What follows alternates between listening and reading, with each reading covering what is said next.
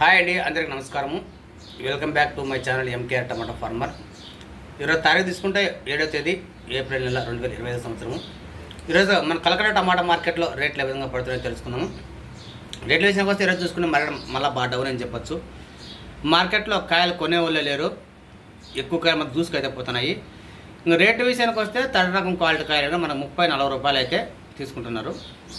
ఇంకా second quality కాయలు తీసుకుంటే 50, 60, 70 వరకు అయితే తీసుకుంటున్నారు.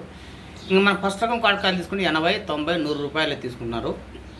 మంచి కాయలు సూపర్ కాయలు అయితే మాత్రమే 100 రూపాయలు తీసుకుంటున్నారు. ఇంకా టాప్ రేట్ల విషయానికి వస్తే 100, 110, 120 రూపాయలు అయితే టాప్ రేట్లు. ఇవి కేవలం 1-2 లాట్లు మాత్రమే పడతాయి. 100, 110 అనేది ఇవి టాప్ రేట్లు. మండికి 1-2 మాత్రం పడతాయి.